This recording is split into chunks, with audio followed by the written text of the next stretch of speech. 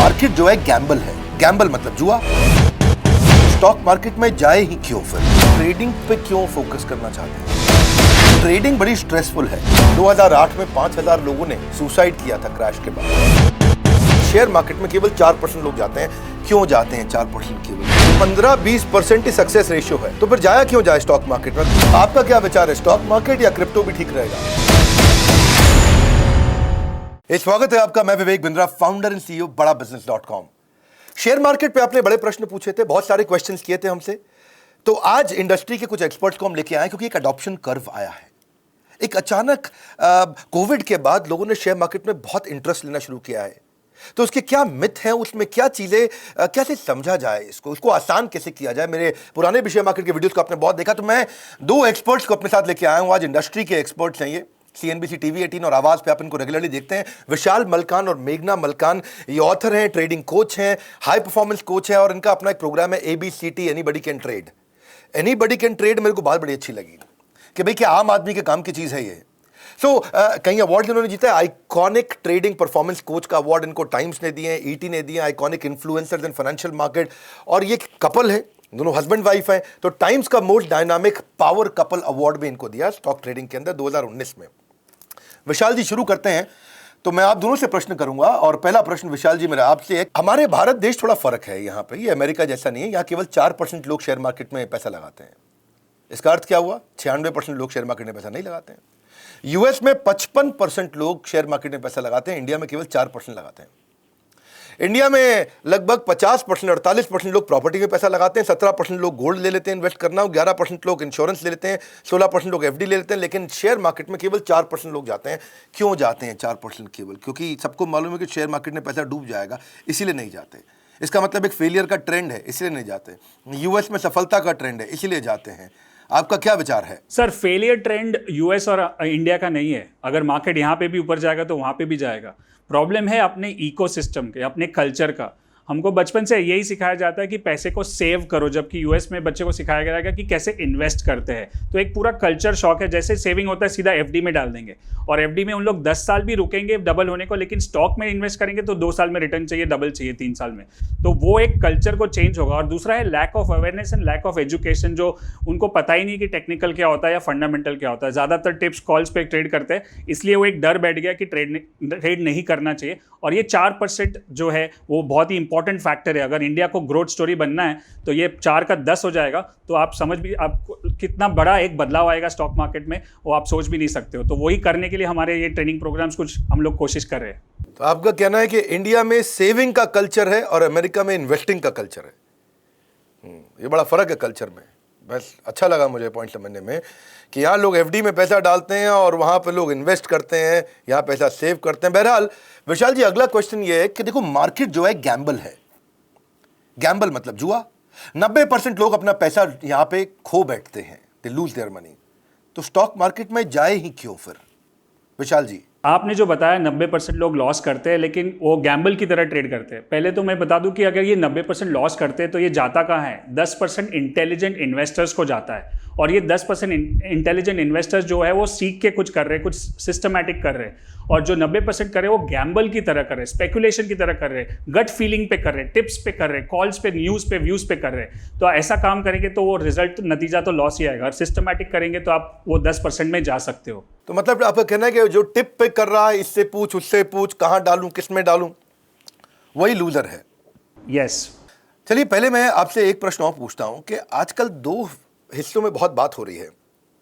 एक है कि भाई ट्रेडिंग करें, हर 2 दिन 1 दिन रोज का पैसा कमाएं, और एक है लॉन्ग टर्म इन्वेस्टमेंट करें। 2 अलग अलग प्रकार के धड़े बटे हुए हैं देश के अंदर, अलग अलग प्रकार की विचारधाराएं हैं। विशाल जी, आपका क्या विचार है कि हमें रोज का ट्रेडिंग करके रोज का मुनाफा बुक कर लेना चाहिए या लॉन्ग टर्म डाल के पैसा आराम से टाइट बैठ जाना चाहिए? सर, हम लोग जो प्रमोट करते हैं वो टेक्निकल एनालिसिस है, और उसके अंदर आप शॉर्ट टर्म भी कर सकते हो और लॉन्ग टर्म भी कर सकते हो। आपके पास कैपिटल कितना है, आपका होराइजन कितना है, आपके पास टाइम कितना है। अभी काफ़ी लोग जो बिजी है, जॉब करते हैं, बिजनेस करते हैं, वो दिन का दिन नहीं कर सकते, उस स्क्रीन के सामने नहीं बैठ सकते। तो वो पोजिशनल ट्रेड्स, ऐसी सिस्टम्स को ट्रेड करे जो आपको 3 महीने 6 महीने साल भर तक रुकने को बोले, और जिसके पास टाइम है 2 घंटा सुबह निकाल सकते हैं और वो डे ट्रेडिंग भी कर सकते हैं। खाली एक ही फर्क है, डे ट्रेडिंग थोड़ा सा ज्यादा स्ट्रेसफुल हो सकता है, लेकिन जब पोजिशनल हो जाता है तो आपको कुछ नहीं करना है, आपको ऑर्डर डाल दिया, स्टॉप लॉस डाल दिया और अपने काम पे लग गए। मैं विशाल जी आपको बीच बीच में टोकता भी रहूंगा कि आप साधारण भाषा में ही बात करिएगा ताकि एक आम आदमी को बात समझ में आए। आप वो आजकल अपना फिलॉसफी भी आपका एनीबॉडी कैन ट्रेड, ABCT, बड़ा अच्छा लगा मुझे। पर ये वॉरेन बफे, राकेश झुनझुनवाला, राधा कृष्ण दमानी, विजय केडिया, रमेश दमानी, ये सब के सब लॉन्ग टर्म इन्वेस्टमेंट की बात करते हैं। आप थोड़ा ट्रेडिंग की बात भी कर रहे हैं। वैसे तो आपने बताया दोनों किया जा सकता है, पर अगर ये सब लॉन्ग टर्म इन्वेस्टमेंट की बात कर रहे हैं तो आप ट्रेडिंग पे क्यों फोकस करना चाहते हैं? अच्छा, ये बहुत ही बढ़िया क्वेश्चन है और मुझे लगता है कि मैं थोड़ा सा एक मिथ तोड़ना चाहता हूँ कि हम ट्रेडिंग को प्रमोट नहीं कर रहे, हम टेक्निकल एनालिसिस को प्रमोट कर रहे हैं। जो भी आपने बड़े नाम लिए वो फंडामेंटल एनालिसिस पे काम करते हैं और हम टेक्निकल पे काम करते हैं, और दोनों में एक बहुत बड़ा फर्क है कि फंडामेंटल करने के लिए आपको फाइनेंस बैकग्राउंड चाहिए और आपको सेल्स, बैलेंस शीट क्या है, कंपनी क्या कर रही है, कंपनी का रिजल्ट क्या आएगा, मैनेजमेंट क्या कर रही है। अब ये चीज़ें बड़े जो आपने नाम लिए उनके पास एक्सेस है, वो कर सकते हैं, लेकिन आम आदमी ये सब इंफॉर्मेशन नहीं जान सकता। उसके लिए एक ही सिंपल उपाय है, टेक्निकल एनालिसिस, जो है study of graphs, charts and patterns. और ये इतना सिंपल है कि एक आम आदमी कर सकता है, कि उसको कोई बैकग्राउंड नहीं चाहिए। एक डॉक्टर होगा तो भी कर सकता है, इंजीनियर भी कर सकता है, और एक हाउसवाइफ भी कर सकती है। तो ये हमारा एक है। और टेक्निकल एनालिसिस में जैसे मैंने पहले बताया कि शॉर्ट टर्म भी कर सकते हैं और लॉन्ग टर्म भी कर सकते हैं। मैं अपने व्यूअर्स को जरा समझा देता हूं। एक जो बताया है टेक्निकल एनालिसिस और एक फंडामेंटल। टेक्निकल का मतलब है चार्ट देख के समझ जाओ, फंडामेंटल है कंपनी को देखो, मैनेजमेंट को देखो, माहौल को देखो, बाजार को देखो, क्या चल रहा है आसपास सबको देखो, टीम को देखो, लीडरशिप को देखो, और एक है खाली चार्ट देखो। तो आप चार्ट देखने पे फोकस कर रहे हैं और ये सब मैनेजमेंट और बाकी सब चीज़ों को देखते हैं। बहरहाल फ़र्क है, इसको और क्लियर करते चले जाते हैं। पर मैं ज़रा मेघना जी आपसे बात करना चाहता हूं कि ट्रेडिंग बड़ी स्ट्रेसफुल है, आपसे भी मिले थोड़ा, इसमें कांस्टेंट मॉनिटरिंग चाहिए होती है आपको, या फिर चार्ट देखना भी, ये भी स्ट्रेसफुल है कि भाई रोज देखो चार्ट ऊपर गया कि चार्ट नीचे गया, चार्ट ऊपर गया कि नीचे गया। और अगर मैं पीछे का एक कठिन दौर देखूं, 2008 में 5000 लोगों ने सुसाइड किया था क्रैश के बाद। ये सब वही थे बेचारे जो शायद लॉन्ग टर्म इन्वेस्टेड नहीं थे। वैसे इन्वेस्टिंग क्या है कि भाई ले लो और बैठ जाओ आराम से, आपको रोज का स्ट्रेस लेना नहीं है, आगे चल के देखेंगे क्या होगा। तो आपको, आपका अपना क्या विचार है कि भाई इन्वेस्टिंग में जाएं या ट्रेडिंग करा जाए? सर, अगर स्ट्रेस की बात करेंगे, एक छोटा सा डेटा पॉइंट जो आपने बताया, एक डेटा पॉइंट मैं बताना चाहती हूँ। 2020 के साल में 10,300 स्टूडेंट्स ने सुइसाइड कमिट किया, आत्महत्या की। इसका मतलब ये थोड़ी है कि स्टडीज़ खराब है, राइट? तो सिमिलर प्रॉब्लम, अगर सिमिलर तरीके से देखा जाए, प्रॉब्लम स्टॉक मार्केट को स्ट्रेस का नहीं है, प्रॉब्लम मेंटल हेल्थ का है। लोगों के पास इग्नोरेंस इतनी है और लोग रिस्क से इतना डरते हैं, प्रॉब्लम वहाँ पे है, इसीलिए लोगों को लगता है कि स्ट्रेस है। अच्छा ठीक है, तो आपके हिसाब से इग्नोरेंस की दिक्कत है ये, हाँ? उनको जानकारी नहीं है, नॉलेज की कमी है। विशाल जी, अगला क्वेश्चन ये है कि वॉरेन बफे कहते हैं कि मार्केट की जो टिप्स होती हैं वो लोगों को डिस्ट्रैक्ट करती हैं कि सही स्टॉक परचेज कैसे किया जाए, कौन से सही स्टॉक में इन्वेस्ट किया जाए, क्योंकि टिप के चक्कर में लगे रहते हैं। अब टिप मिलती है रेस्टोरेंट में, हाँ, तो उनको कांस्टेंट कंफ्यूजन रहता है कि कब कैश मिलेगा, कब क्रैश होगा, कब कैश मिलेगा, कब क्रैश होगा। डिसाइड नहीं कर पाते कि कब एंटर किया जाए, कब एग्जिट कर लिया जाए मार्केट से। तो साधारण भाषा में आपका क्या विचार है इस विषय में? वॉरेन बफे जी का बात करेंगे तो उन्होंने जो इन्वेस्ट किए हैं, उनके पास जो डेटा है, उनके पास जो एक्सेसिबिलिटी है बड़े बड़े प्रमोटर्स या इन्वेस्टमेंट मैनेजमेंट को मिलने का, उसके बाद उनके साथ छानबीन करने के बाद ही वो इन्वेस्ट करते हैं कंपनी में। अब एक आम आदमी के पास वो सारी डेटा और वो सारी इन्फॉर्मेशन नहीं होती है कि मैनेजमेंट क्या कर रहा है या उसका प्रोडक्ट क्या होगा या उसका जो भी आगे का सेल्स क्या होगा। तो उसके पास एक ही इन्फॉर्मेशन है जो है टेक्निकल एनालिसिस। और आजकल बहुत आसान हो गया है, टेक्निकल एनालिसिस सॉफ्टवेयर जो प्लेटफॉर्म्स है और चार्ट्स है वो बहुत इजीली अवेलेबल है, और सिस्टम्स इतने सिंपल हो गए कि प्रोसेस ड्रिवन है। अगर उसमें आपने प्रोसेस डाल दिया कि ये होगा तो बाय करना है, ये होगा तो सेल करना है, तो फिर उसको कोई दिक्कत नहीं होगी मेरे को कैश पे बैठना है या क्रैश पे बैठना है। तो सिस्टम ड्रिवन काम करना है और टेक्निकल्स को सीखना है ताकि आम आदमी इसका फायदा उठा सके। नहीं तो एक बात ठीक है कि भाई अगर राकेश झुनझुनवाला को किसी कंपनी के साथ इंडिया में उसके चेयरमैन के साथ मीटिंग लेना है तो उसको मिल जाएगी, एक आम आदमी को नहीं मिलेगी जिसको स्टॉक मार्केट में जाना। तो उसको चार्ट देखने आने चाहिए, उसको समझ देना चाहिए कि चार्ट ऊपर जा रहा है कि चार्ट नीचे जा रहा है ना। That's a good point. पर फिर भी मोटा माटी देखें तो खाली 15-20% ही सक्सेस रेशियो है। तो फिर जाया क्यों जाए स्टॉक मार्केट में? अगर 20% का सक्सेस रेशियो है, 80% लोग फेल हो जाएं, तो स्टॉक मार्केट में जाए ही क्यों फिर? बट ये जो 20% है उसमें से जो 80% है वो प्रोसेस ड्रिवन और सिस्टमैटिक ट्रेडिंग कर रहे हैं, इसलिए वो सक्सेसफुल है। बाकी सब स्पेक्यूलेट कर रहे हैं, गैम्बल कर रहे हैं, इसलिए उनका नुकसान हो रहा है। हाँ, तो 20% का 80% वेल ट्रेंड है प्रोसेस में, और बाकी जो 80%, जो टोटल बड़ा 80% था, वो गैम्बलिंग कर रहे हैं। तो मतलब बेसिकली हमारे देश में कमी क्या है कि इसकी जानकारी की कमी है। मेघना जी, जरा आपसे बात करें, ज़्यादातर रिटेल इन्वेस्टर अपना पैसा लूज कर रहे हैं स्टॉक मार्केट में क्योंकि वो अपने इमोशंस को कंट्रोल नहीं कर पाते। खास तौर से दो बड़े चक्कर हैं यहाँ पे, एक फियर है और एक ग्रीड है। आगे बढ़ रहा है, रैली है और बढ़ रहा है, बढ़ता जा रहा है, तो ग्रीड आ जाता है। हल्का सा गिरा, फियर आ जाता है, तो उसको समझ नहीं है और वो इसलिए पैसा लूज कर जाता है।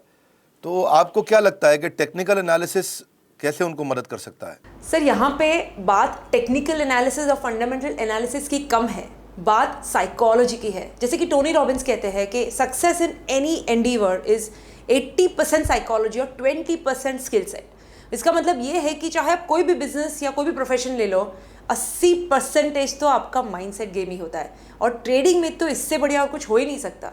एक कहावत है कि when your emotions are high, your intelligence is low. आप इतने हाई इमोशंस से अगर ट्रेड करोगे तो आपका इंटेलिजेंस लो ही जाएगा। इसीलिए टेक्निकल एनालिसिस क्या करता है, यहाँ पे उसका बहुत बढ़िया रोल है। वो आपका पूरा ट्रेडिंग प्रोसेस सिस्टमेटाइज कर देता है, मतलब इमोशंस की जगह जितनी हो सके उतनी कम कर देता है। दैट इज, कोविड का एग्जाम्पल लेंगे, that's a best example. First time जब इंडिया, पूरे वर्ल्ड में कोविड स्ट्राइक हुआ था, fear rate was so high. ऐसा क्यों था? बिकॉज वहाँ पे फैक्ट्स एंड फिगर्स थे ही नहीं, nobody had the facts and figures. अभी क्या हो रहा है? अभी fear is very low because हर किसी के पास फैक्ट्स है। इन्फेक्शन रेट क्या है, डेथ रेट क्या है, कौन सा एज ग्रुप अफेक्ट होगा, कौन जल्दी ठीक होगा, सब कुछ है हमारे पास। इसीलिए the emotions are low. Fear को अगर एक चीज मार सकती है तो वो डेटा है। तो डेटा आपकी इंटेलिजेंस को फीड करेगा, इमोशंस कंट्रोल में आ जाएंगे। इसीलिए हम भी कहते हैं कि आपका बेटा झूठ बोल सकता है पर आपका डेटा झूठ नहीं बोल सकता है। ठीक बात है। तो बेसिकली आप कहते हैं कि इमोशंस को कंट्रोल करने के लिए आदमी को चार्ट पढ़ने आने चाहिए, डेटा पढ़ना आना चाहिए। डेटा पढ़ लेगा, चार्ट पढ़ लेगा तो इमोशनल नहीं होगा और ठीक काम कर पाएगा। देखो विशाल जी, फिर भी चार्ट पढ़ने वाले को चार्टिस्ट कहा जाता है। पुराने समय में ये थोड़ा उसको समझो कि जैसे एक हमारे शेफ़ को बावर्ची कहा जाता है, ऐसे ही उसको चार्टिस्ट कहा जाता है। ये चार्ट पढ़ता है, ये चार्ट पढ़ता है। तो और ये लॉन्ग टर्म को नहीं समझता है, क्योंकि लॉन्ग टर्म से आदमी वेल्दी होता है, चार्ट पढ़ने से आदमी छोटा मोटा ट्रेड करके मुनाफा कमाता है। तो आपको लगता है कि चार्ट पढ़ने वाला, टेक्निकल एनालिसिस करने वाला लॉन्ग टर्म में वेल्दी हो पाएगा? यस सर, ये बहुत ही इंटरेस्टिंग क्वेश्चन है। जब मैंने ज्वाइन किया था 1996 में, 25 साल पहले, तभी मुझे भी ऐसा ही चार्टिस्ट बोलते थे और टेक्निकल एनालिसिस को ऐसा एक सौतेला व्यवहार होता था। लेकिन आज जो टेक्निकल एनालिसिस है वो फंडामेंटल से भी सुपीरियर हो चुका है, क्योंकि हम बहुत ही वॉलेटाइल टाइम्स में रह रहे हैं और बहुत इनोवेशन और टेक्नोलॉजी की वजह से जो कंपनी 20 साल पहले थी आज दिखाई भी नहीं दे रही है। पहले का जो लॉन्ग टर्म डेफिनेशन था वो था 20 साल, 30 साल, 50 साल। जैसे आप फोर्ड का एग्जांपल ले लो जो 100 साल से कंपनी चल रही है, और अभी उस 10 साल में टेस्ला ने इतना बड़ा कंपनी खड़ा कर दिया। So it is like 13 times more than Ford. So it is about innovation and technology which has change the long term definition. और इसीलिए हमको टेक्निकल से ज़्यादा इंफॉर्मेशन, सिंपल इंफॉर्मेशन और एंट्री एग्जिट ऑब्जेक्टिव बन के मिलता है। तो डेफिनेटली टेक्निकल एनालिसिस अभी खाली चार्टिस्ट की गेम नहीं रह चुकी है, it has become a full time profession. तो आपका ये कहना है कि भाई लॉन्ग टर्म वाला माहौल नहीं रह गया है, कंपनी बहुत जल्दी बदल जाती हैं। जो फोर्ड ने 100 साल में किया वो टेस्ला ने 10 साल में कर दिया ना। That's a good point. हाँ, लेकिन एक थोड़ा टॉपिक चेंज करते हैं। विशाल भाई, आप जरा बताएंगे, क्रिप्टो करेंसी पे आजकल यंगस्टर्स का बहुत क्रेज़ है, और बीच में मैं देख रहा था कि अप्रैल में $60,000 का था और अचानक मई में $35,000 का हो गया। तो भयंकर, लगभग मतलब आधे के आसपास ही हो गया ये, और इतना वॉलेटाइल है ये। तो आपका क्या विचार है, स्टॉक मार्केट या क्रिप्टो भी ठीक रहेगा? आई वुड डेफिनेटली से स्टॉक मार्केट, क्योंकि उसके बहुत सारे कारण हैं। पहले तो क्रिप्टो, ये जो यंगस्टर्स है, यूथ है, वो जल्दी ज़्यादा पैसा बनाने के चक्कर में जो फैंसी चीज़ें होती है, जो पॉपुलर चीज़ें होती है, जो वॉलेटाइल चीज़ें होती है, उसको चूज़ करती है विदाउट नॉलेज वो भी, और उसकी वजह से वहाँ पे वो फंस जाते हैं। जो 65,000 वाला आज 35,000 भी हो चुका है। तो मुझे लगता है कि एक तो क्रिप्टो करेंसी में it is not safe, second it is so much volatile, and third it is not fully regulated by India. And also अगर आपने राकेश झुनझुनवाला का इंटरव्यू देखा हो या वॉरेन बफे ने भी उसको डिस्कार्ड कर दिया कि क्रिप्टो करेंसी इज डेंजरस। तो उसको करना नहीं चाहिए। और मैं चाहता हूं कि हमारे पास क्रिप्टो करेंसी का डेटा कितना है, 10 साल का, 12 साल का, 15 साल का, जबकि स्टॉक्स का हमारे पास 100 साल का डेटा है। तो जिसमें हम ज़्यादा एनालिसिस कर सकते हैं, जिसकी ज़्यादा पैटर्न समझ सकते हैं, और जो कंपनी हमको दिखाई देती है वो करे, या क्रिप्टो करेंसी जो हवा में चल रही है, जिसका कोई बेस नहीं है, जिसका कोई इंट्रिंसिक वैल्यू नहीं है, उसको कैसे ट्रेड कर सकते हैं? क्योंकि कुछ, हाँ ठीक बात है, इंट्रिंसिक वैल्यू नहीं है, हवा में ही चल रहा है क्रिप्टो करेंसी तो। और दूसरा, ये क्रिप्टो करेंसी थोड़ा ब्लैक मार्केट को, ये काली दुनिया के कालेपन को बढ़ाता है एक तरह से। यानी कि दुनिया भर में जितने भी 2 नंबर के काम है वो क्रिप्टो करेंसी से किए जाते हैं, रियल करेंसी से नहीं किए जाते हैं। बहरहाल मेघना जी, जरा आपसे भी थोड़ा बात करें, ये टेक्निकल एनालिसिस को इतना प्रमोट किया जा रहा है चार्ट्स को पढ़ने में, और ये चार्ट जिसको पढ़ना आ जाए नेचुरली ये तो पक्का है कि वो पैसा लूज नहीं करेगा, या उसके बड़े लॉसेस तो कम होंगे, क्योंकि उसको चार्ट पढ़ने समझ में आ गया। और चार्ट पढ़ना इतना मुश्किल नहीं है, आप लोगों से भी देखा मैंने, और आपके बारे में काफ़ी फीडबैक भी मिला मुझको, और बड़ा मैं आपको बधाई भी देता हूँ उस विषय में कि आप लोग चार्ट पढ़ना सिखाते हैं। लेकिन ये अगर इमेजिन करो कि यही कॉलेजेस और यूनिवर्सिटीज़ में सिखाना शुरू कर दें, तो हमारे यहाँ के बच्चों को कितना फ़ायदा हो जाएगा कि वो भी अगर चार्ट्स पढ़ना शुरू कर दें, बिजनेस को, मार्केट्स को समझना शुरू कर दें, पैसा लगाएं ना लगाएं।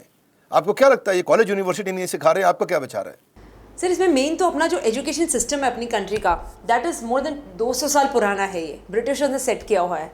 और इसीलिए मेन फोकस जो सिस्टम का है वो एम्प्लॉयमेंट और एम्प्लॉयज़ क्रिएट करने के लिए, ना तो बिजनेस और बिजनेस एंटरप्रेन्योर्स और इन्वेस्टर्स क्रिएट करने के लिए। Anyway, the system is changing, लेकिन इतने रैपिड पेस से नहीं हो रहा है, और इसीलिए हम सेल्फ एजुकेशन का रूट अपना रहे हैं। बिकॉज जिम रॉन की एक बढ़िया कहावत है जो बोलते हैं कि अगर आपको लिविंग बनानी है तो आप फॉर्मल एजुकेशन से जाइए, लेकिन अगर आपको एक फॉर्च्यून बनाना है तो आपको अपने आप को सेल्फ एजुकेट करना चाहिए।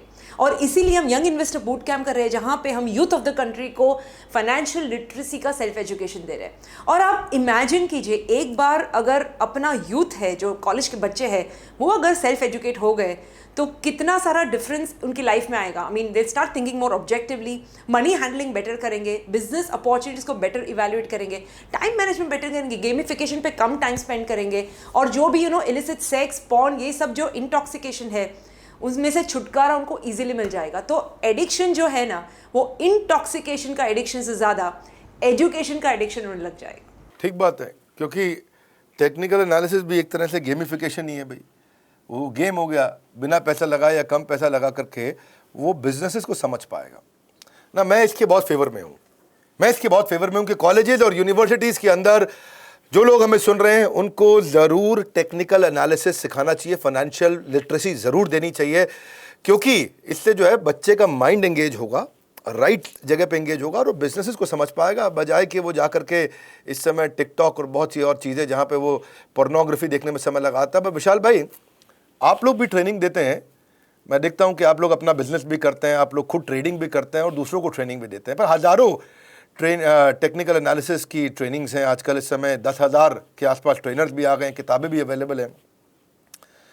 तो क्या आप कोई गारंटी दे देते हैं, या आपकी ट्रेनिंग क्यों अटेंड किया जाए? कोई एक लाइन में अगर आप समझाना चाहें कि भाई जब इतनी ट्रेनिंग अवेलेबल है तो आपके पास ही क्यों आए? सर, एक लाइन में तो नहीं समझाऊंगा, लेकिन मैं इसको 2 पार्ट में समझाऊंगा। पहले तो एक बहुत सारी इन्फॉर्मेशन यूट्यूब पे अवेलेबल है, और बहुत सारी किताबें भी है, हमारी किताब भी है, बट उसमें प्रॉब्लम क्या है कि कोई भी चीज़ को मैस्टरी तक लेना जाना है तो उसको पहले इन्फॉर्मेशन से शुरू होगा। जो आपको इन्फॉर्मेशन यूट्यूब पे मिल जाएंगी, किताबों में मिल जाएगी, लेकिन वही इन्फॉर्मेशन को आपको नॉलेज में कन्वर्ट करना है और उसको मैस्टरी में कन्वर्ट करना है, तो आपको कोचिंग और मेंटरिंग चाहिए। और हमारा जब तक सवाल है, जो हमारे यूएसपी है मलकान जी की, is that I have been training people since last 14 years. 250 से ज़्यादा लाइव इवेंट्स कर चुके हैं और 20 से ज़्यादा वर्चुअल इवेंट कर चुके हैं, लाखों लोगों ने अटेंड की है।